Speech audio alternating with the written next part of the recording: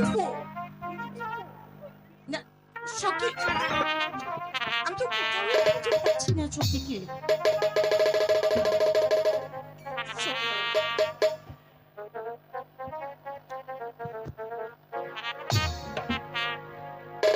কে তুমি?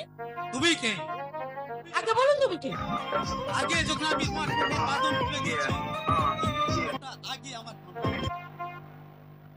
আমি যখন আগে তোমাকে এক প্রশ্ন করছি, তাহলে জবাবটা আমি আগে পেতে চাই।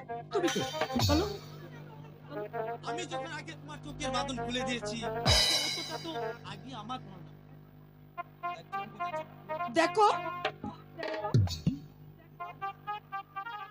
জানিস আমি কে? তুই জানিস আমি কে? আমার নাম শুনলে এই রাজ্যের সমস্ত সেনাপতির হাত থেকে তরবারি খসে পড়ে যায়, আর স্বয়ং মহারাজ রাস্তা ছেড়ে দূরে চলে যায়। বলছিস? তা থাকবে না। তোমার মতো যে বীর পুরুষ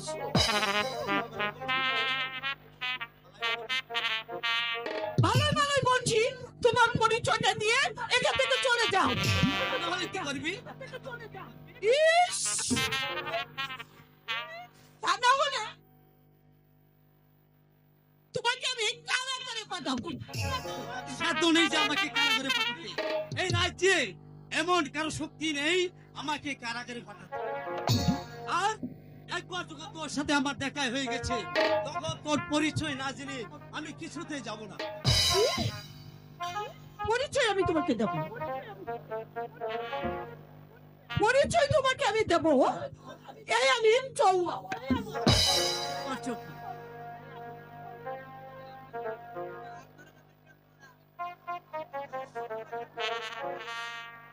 যদি তুমি পরিচয় না দাও, তাহলে যে আমি করবে?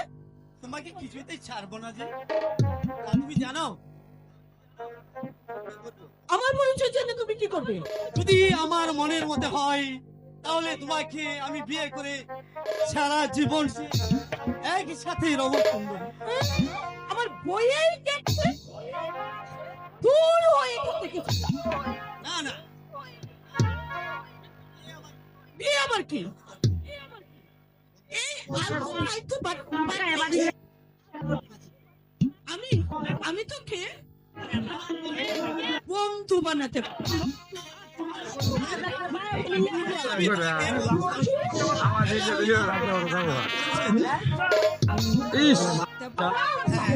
পরিচয় দাও।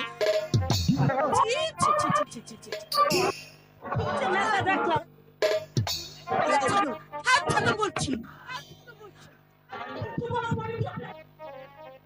যদি কেউ দেখে ফেলে, তাহলে তাহলে যে আমার জাত যাবে।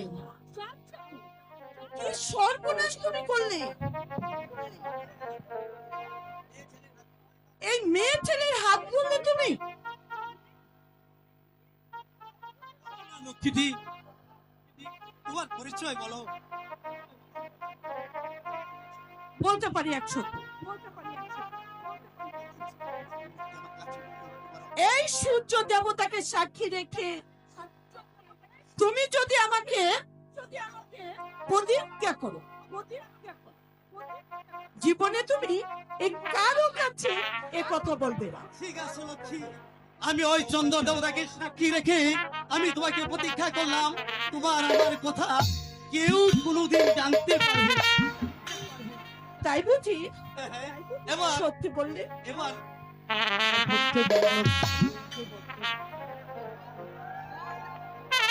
আমি হলাম এই রাজ্যের মহামন্ত্রী একমাত্র কন্যা। আমার নাম হলো রত্না।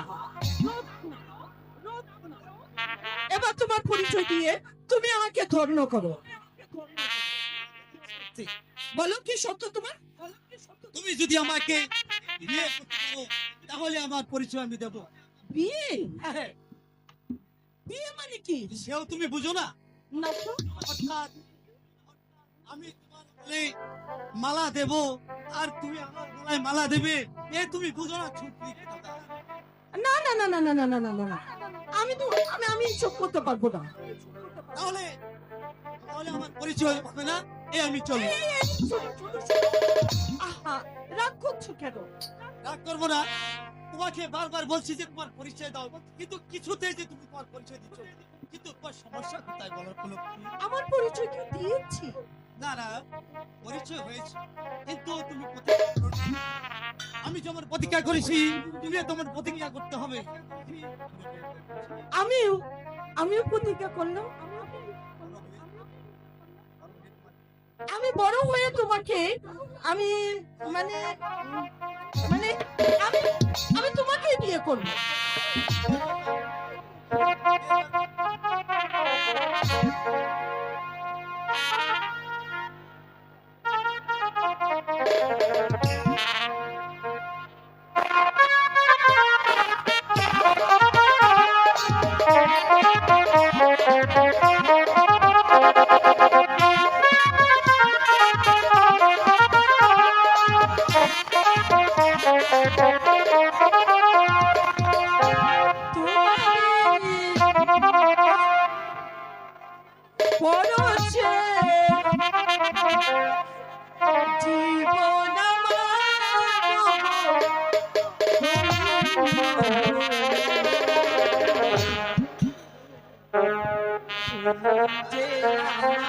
জীবন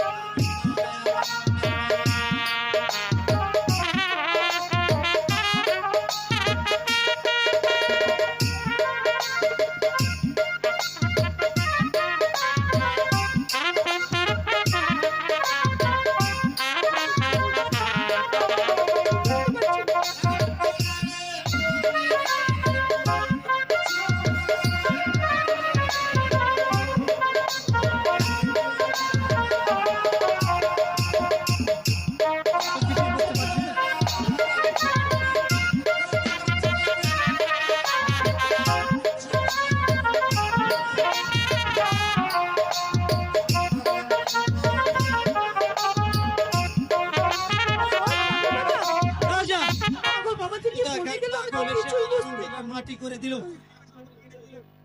ওগো, তুমি তুমি এখানে একটু বসো।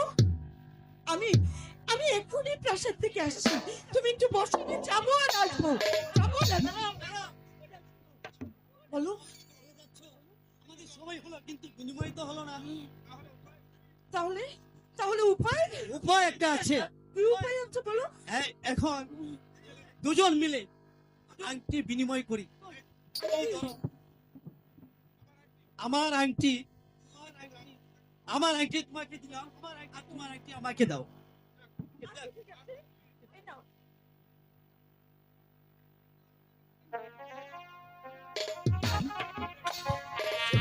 আর কোনো ভয় নেই, তুমি থাকো, আমি গেলাম কিন্তু পাগল পাগল পাগল। ঠিক আছে লক্ষ্মী।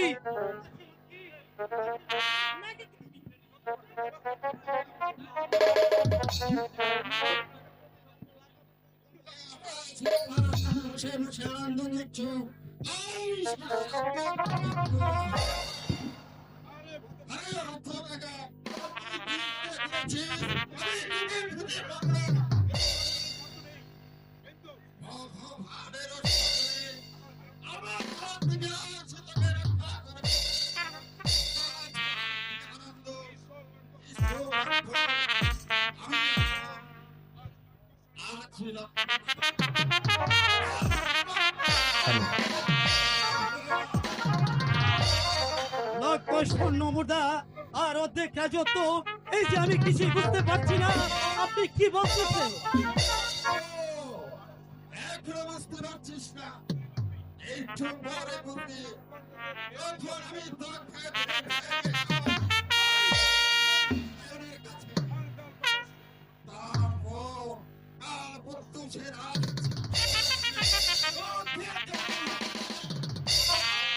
কেন কেন আমার কি অপরাধ? তোর অপরাধ, তুই মহারাজ চন্দ্র সেনের পুত্র। আর তোর অপরাধ, তুই এই সীমাপুরীর রাজকুমার। তবে কি এই অন্যায় আদেশ আমার পিতার? না, ভুজঙ্গ নারায়ণের মানি না আমি সেই ভুজঙ্গ নারায়ণের অন্যায় আদেশ, তার এই আদেশ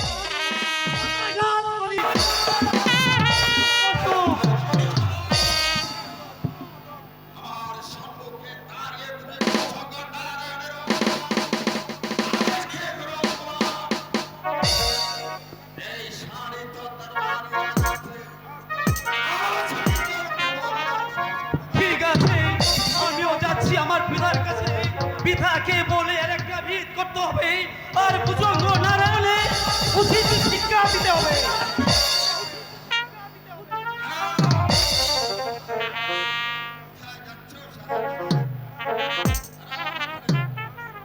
আর শোন, তোর পিতা আর নেই। নেই, আমার পিতা নেই। না,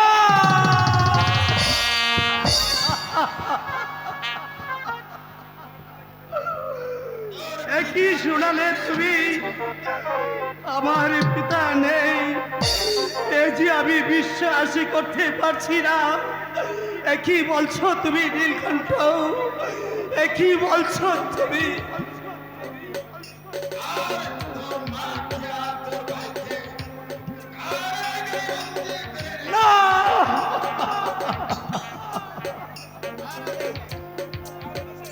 আর কারা দেশে তুমি আমার মা এবং আমার ভাইকে কারাগারে বন্দী করেছো। জঙ্গ নারায়ণ, লক্ষ সোনা মুদ্রা যে আমি চাই, আর অর্ধেক রাজত্ব। হ্যাঁ, কও কও কত? কিসের রাজপুত্র, কিসের সংগ্রামতা, কিসের রাজত্ব, মনের পুত্র। ননির পুতুল আর কি, সে যেন কিছুই বুঝে না।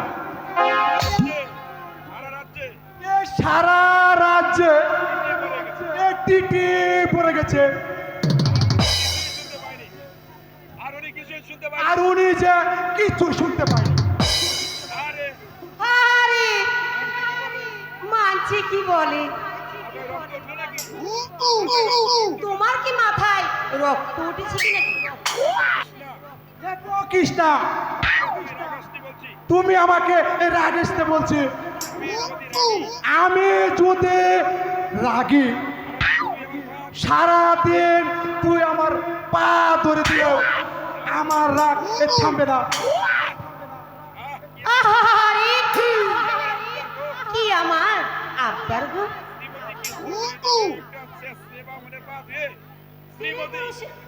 সময় পাও দি, এ, এ দিবে না কেন? 100 বার দিবে, 1000 বার দিবে। আর আমি হচ্ছে কি, আমি হচ্ছে গিয়ে এ জাতি কুলেন, এ হল বাহন, হঠাৎ এ খাঁটি বংশধর, সাত গায়ে আমাকে এ পূজা দে। আর তুই না কি হলে একটা গোল সাগরের বিয়ে,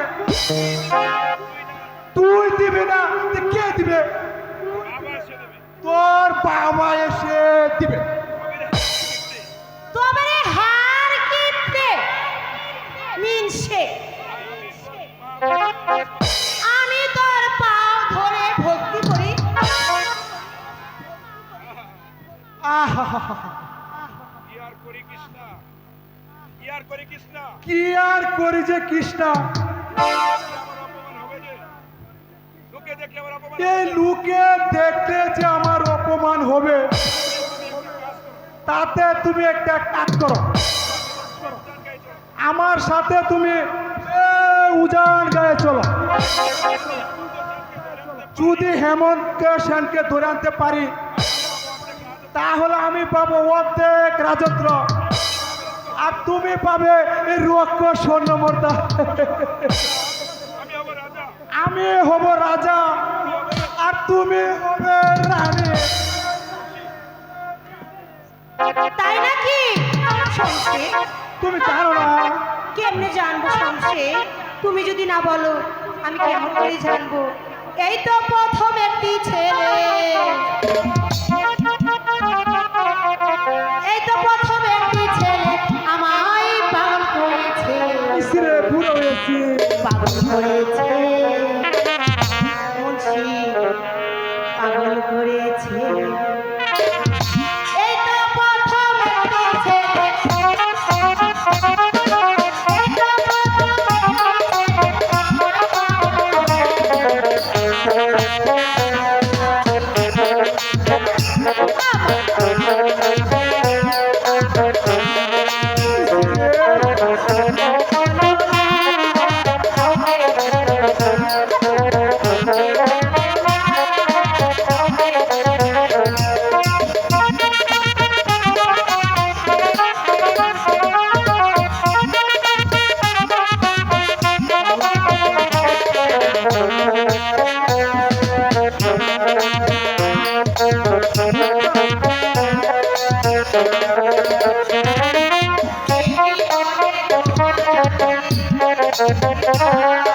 তুমি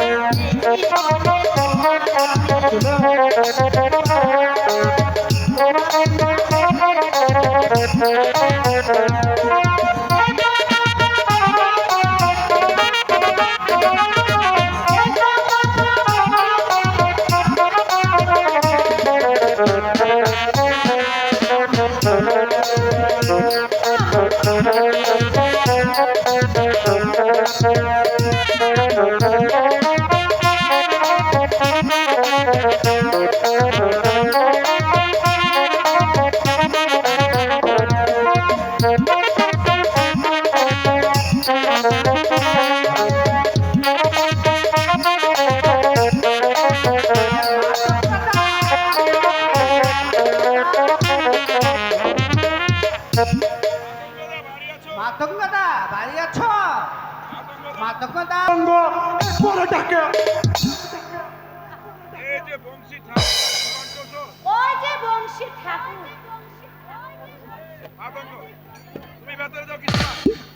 তুমি ভেতরে যাও কৃষ্ণ, ভেতরে যাও। এই লোকে যদি দেখে ফেলে সাত পুরুষে তোমার এই নরকে যেতে হবে। আহারে আরে আমি নরকে যাব কেন? নরকে যেতে তুমিই যাও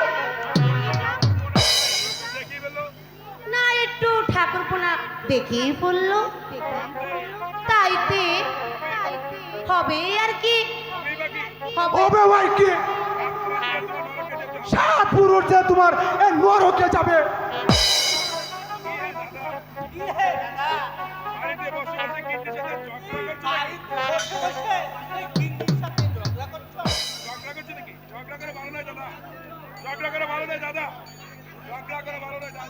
ঝগড়া করা যে ভালো না দাদা। এই কৃষ্ণা দিদি কিন্তু তোমার মতো হয় এই ঝগড়া কি নয়। ঠিক বলেছো ঠাকুর, ঠিক বলেছো। এ হার গেছে নিঃশ্বের পালায় আমি সারাটা জীবন ব্যর্থতা রয়ে গেল। হা হা হা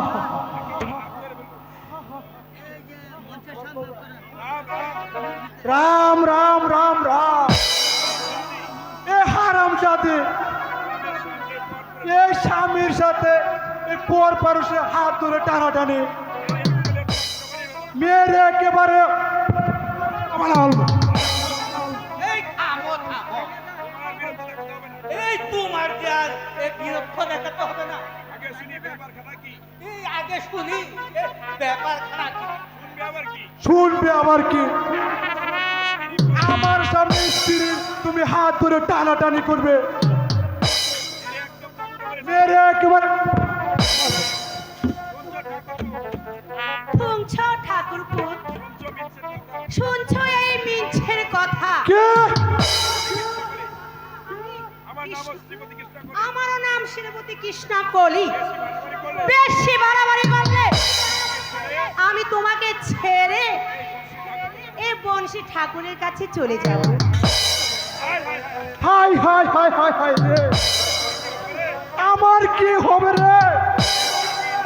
এই যে মাগি নিজের স্বামী ছেড়ে এই পরপুরের সাথে চলে যাও, সে কি মেয়ে রে বাবা না কাল নাগিনি?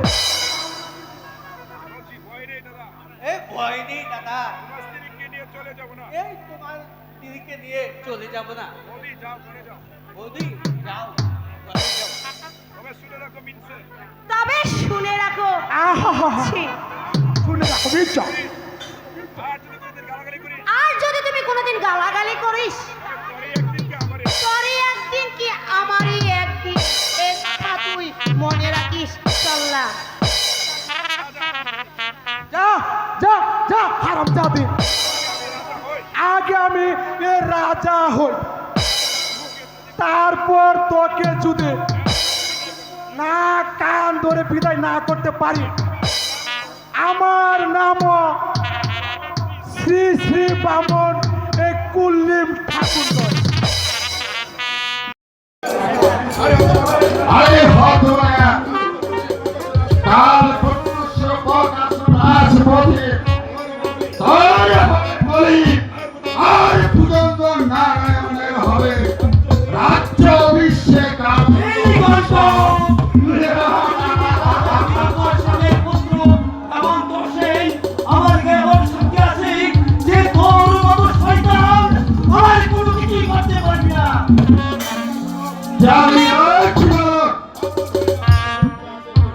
বামন হয়ে আকাশের চাঁদের হাত বাড়াচ্ছে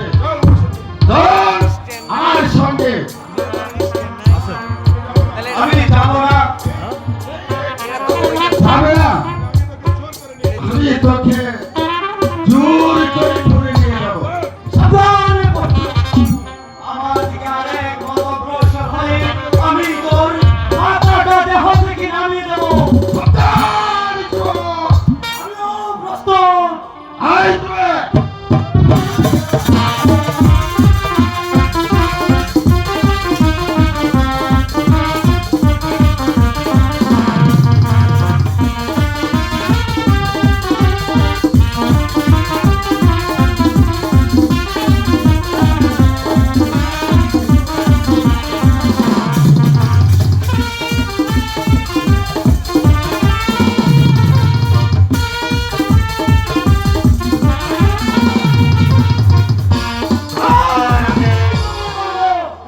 তুই বলছো, সিংহের দাম পড়ে ওই শিকারকে কেড়ে নিতে এসেছি।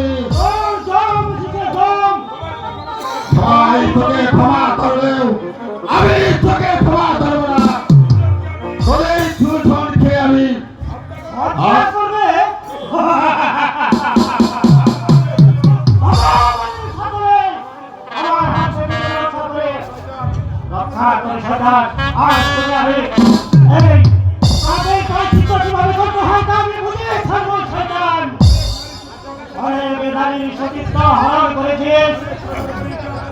অনেক নারীর উপর নির্যাতন করেছে। আমাদের দয়াল মহারাজ বীরেন্দ্র সেনকে হত্যা করে তখন এই নিষ্পাপ শিশুর দিকে হাত বাড়িয়েছে। অর্থ হও মূর্খ। আর কি উচ্চারণ করে আমি তোকে ক্ষমাই বলবো। আর আমি করবো বলেছেন। তবে এই শয়তান,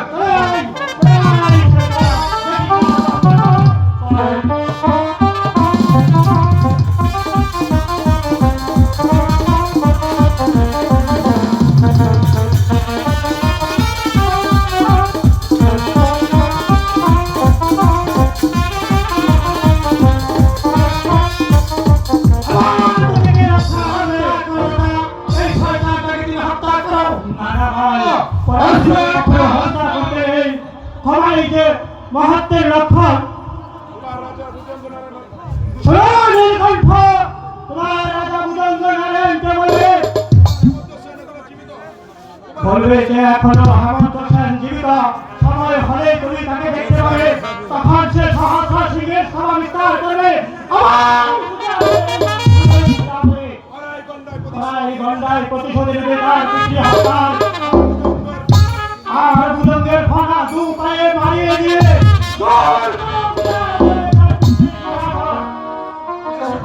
আসো আসো ভাই আসো।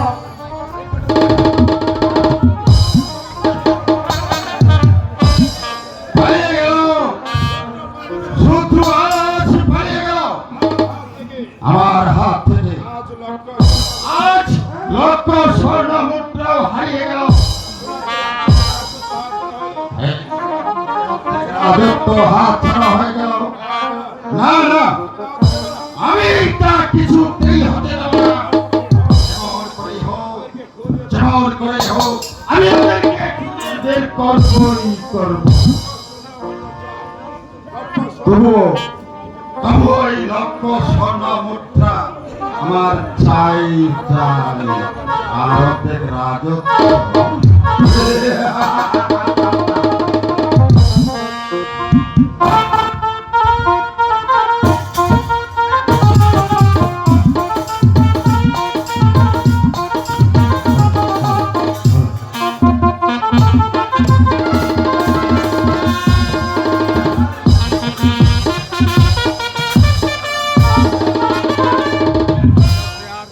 নীলকণ্ঠ নীলকণ্ঠ নীলকণ্ঠ।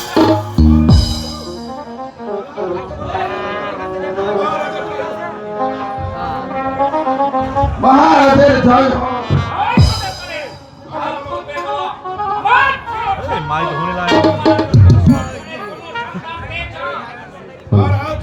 মহারাজ আমি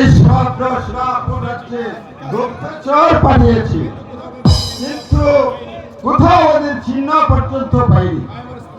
তা এবার আমি স্থির করেছি সরাসরি যাবো তাদের সন্ধানে।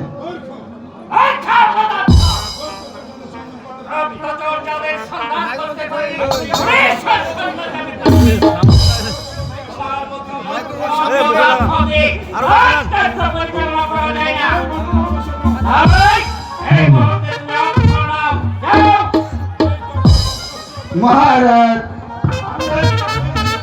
করে সভা করে বলছি, সবার করে হোক ওদেরকে আমি খুঁজে বের করবোই করবো। আমি ছুটি না পারি, তাহলে আপনার নিকট আমার মাথাটা বড় হইল। নীলকণ্ঠ সন্ধান পেলে পাবে লক্ষ কোটি স্বর্ণ মুদ্রা। তার সাথে আমার অপেক্ষা তোমার মাথাটাকে ভাঙাতে হবে। আজ্ঞা মহারাজ, এমন তো শিরের জন্য শির এনে আমি আপনাকে উপহার দেব, আর তার দেহটা টুকরো টুকরো করে আমি শিকার কুকুর দিয়ে রক্ষণ করাবো।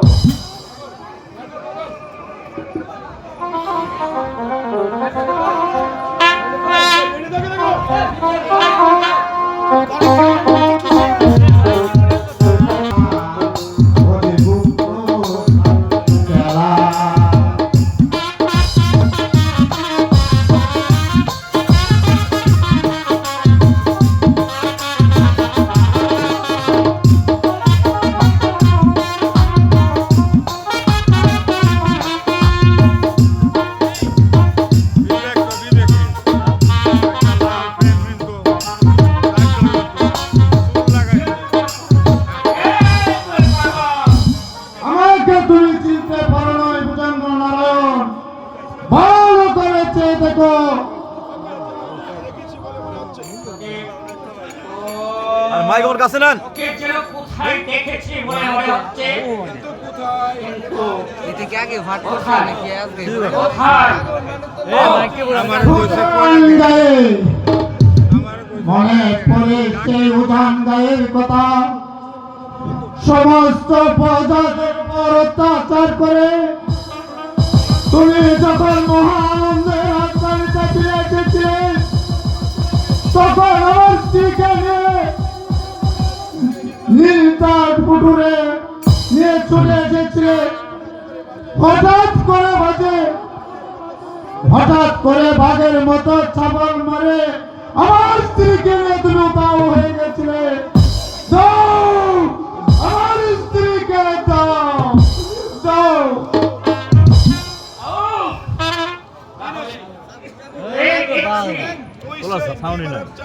তাহলে তুই কি সে নিবারণ চাষা?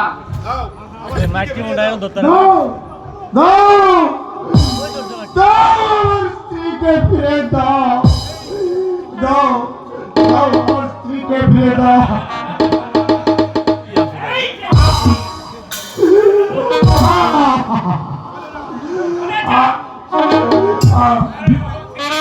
চলে যা। যদি কোনোদিন দেখি তাহলে আমি তোকে জীবন্ত তুমি শুনে রেখো উদঙ্গন নারায়ণ, যে চাবুক আজ আমার পিঠে মারলে সেই চাবুক আজ একদিন তোমার পিঠে পড়বে। আমি তোমাকে অভিশাপ দিয়ে যাচ্ছি, ভগবান তোমার কষ্ট করে, ভগবান তোমার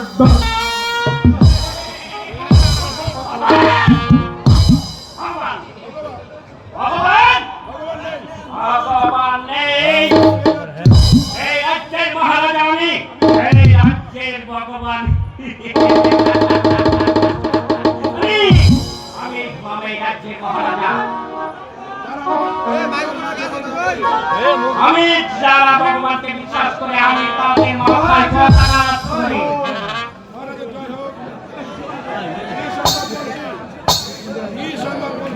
এই সংবাদ মন্ত্রী ধন্যবাদ বড় শুভ মহারাজ। বলো কি সংবাদ গুপ্তচর মুখে শুনতে পেলুম ভৈরব হেমন্ত সেনকে নিয়ে উড়ান গেলে চাষি বিপ্লবের নিকট আশ্রয় চেয়েছে। এমনকি বিপ্লবকারীকে একদম তাদেরকে আশ্রয় দিয়েছে আহা মহারাজ, বিক্রম শুধু আশ্রয় দেয়নি, এমনকি আমার রাজ্যে বসবাস করে আমার বিরুদ্ধে করে বিদ্রোহ মন্ত্রী চন্দ্রসেনের সমস্ত উজাঙ্গায় জ্বালিয়ে পুড়িয়ে সাজা করিলাম ও তাকে আরো বলবে যে একদম হেমন্ত সেন আর ভৈরবকে যেন গ্রেপ্তার করে নিয়ে আসছে আমার রাজের দরবারে আমি বলছিলাম কি মহারাজ, এখন তাদেরকে উত্তেজিত না করে একটু কৌশলে কাজটা হাসিল করা। তুমি কি বলতে চাও মন্ত্রী বাহাদুর আমি বলতে চাই মহারাজ, কিছুদিন অন্তত একটু ধৈর্য ধরা যাক। এখন তার বিরুদ্ধে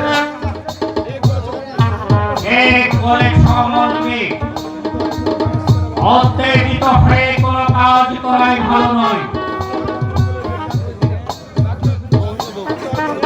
তাদের হয়তো অমঙ্গল ডেকে আনবে তাই তো আমি নীলকণ্ঠের আগমনের প্রতীক্ষায় রইলাম আমার একটা কথা ছিল মহারাজ,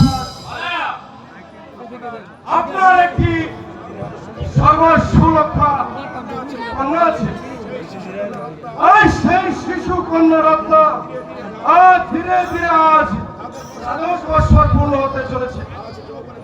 আজ এমনকি সে আজ যৌবনের দ্বারে এসে পৌঁছেছে। আর তো অপেক্ষা করা যায় না মহারাজ, কিসের অপেক্ষা মন্ত্রী মানে বিবাহে। বিবাহে হ্যাঁ মহারাজ, বিবাহে। রাজকুমারী কিন্তু এখন বিবাহযোগ্য, আর তাই তার বিবাহ দেওয়াটা অত্যন্ত জরুরি। ধীরে মন্ত্রী ধীরে আগে শত্রুদেরকে আমি সমূলে ধ্বংস করে নিই তারপর দেব আমি রাজকুমারীর বিবাহ। তাছাড়া রত্না মাত্র এখনো শিশুই রয়ে গেছে, তার বিবাহের জন্য এত ভাবনা কিসের?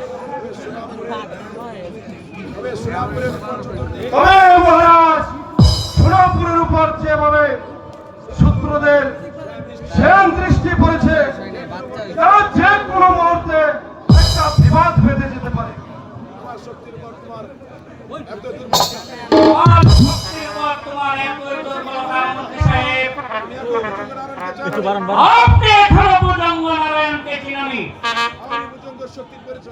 জানেন তার শক্তির পরিচয়।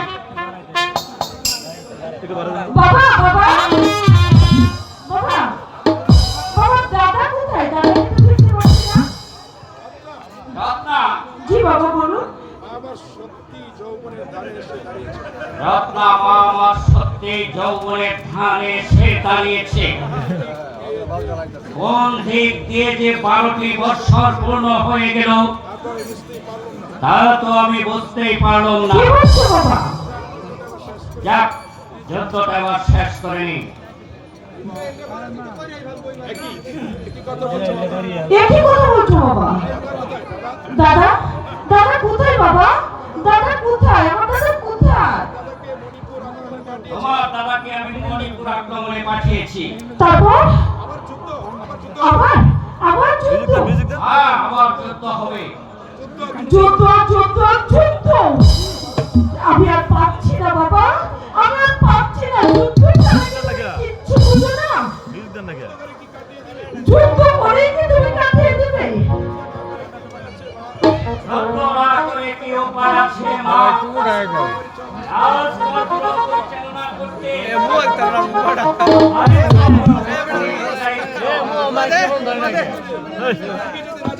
তুমি যদি রাজা হতে তাহলে বুঝতে রাজনীতি কত কঠিন। দাদাকে নিয়ে যাবি, একটুখানি গল্প করবো, সেই সময়টুকু আমার নেই। মন্ত্রী মহাশয়, আপনি হাসছেন? বাবাকে বলে এই যুদ্ধটা বন্ধ করে দেন না। কিন্তু যে শত্রুরা আমাদের উপর আক্রমণ করেছে আর তার শাস্তি বিধান না করে আর যুদ্ধ কি বন্ধ করা যায়? আপনিও আপনার বাবার মতো একই কথা বলছেন। তবে তবে কি আমি দাদাকে নিয়ে গল্প করতে পারবো না? কবে পারবো বাবা? অপেক্ষা করো। আন্টি কাছে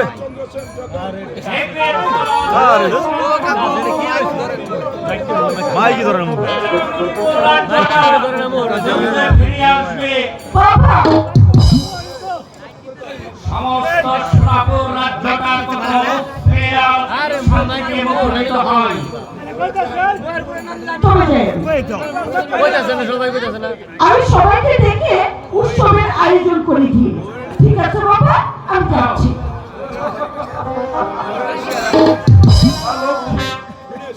আর তোমরা সরস্বতী, আর যুদ্ধ জয়ের আগে উৎসবের আয়োজন করে।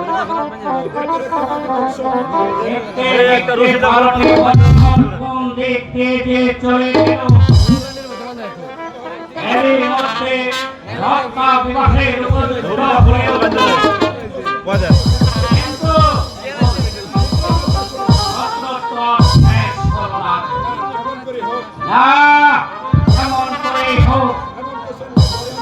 মন্ত্র সেনকে আমার দলে আনতে শাস্তি তার পেতেই হবে। তবেই নিষ্কণ্টক হবে আমার এই কৌস্তম্ভ রাজ সিংহাসন।